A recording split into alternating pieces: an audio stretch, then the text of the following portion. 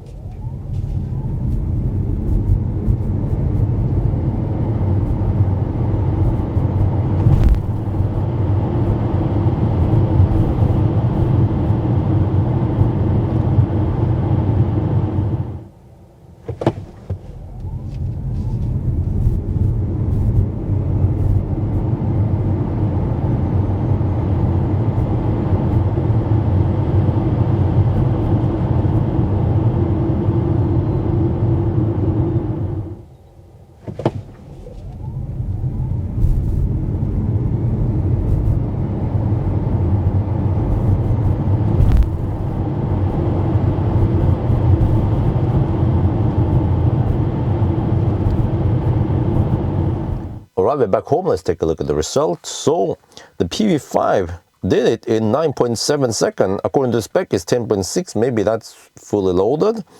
But yeah, look here. The ID bus. This is the rear-wheel drive. Yeah, the passenger version. Roughly the same time. Huh. Why? Well, you see, it's a lot heavier, but more horsepower in the bus. But this is actually a lot lighter, and we also have the seats in the back here. It's 5-seater. So lighter car requires less horsepower, smaller battery. Yeah, and then EQV is over here, but that's a bigger van. And also, yeah, a lot heavier, also 204 horsepower. And it has more seats. It was 7-seater, so yeah. But look at noise then. So noise, well, we have Nexen N Blue S. I don't know how good it is. It's a Korean brand, but 66.4 decibel, better than the ID Bus long wheelbase GTX, but that had 20 inch, and we have just 16 inch. Yeah, some of the guys who look at the car, they'll be like, huh? Do you have trailer wheels on that van? But you know, don't underestimate the power of 65 profile tires, man. And then actually the regular bus here, not the long bus, is on 21 inch, so then it's even worse. I remember when I drove this car, I also borrowed it to drive to Göteborg, you know, on the motorway, 110 zone, rough Swedish asphalt. It was actually noisy, but I noticed once I drove this PV5 that it's like, whoa, this is quiet. I mean, for a van, it is quiet. You see it at the bottom here. You have pretty much all the well, dude, there's a long list there. e-Deliver 3, 73 decibel.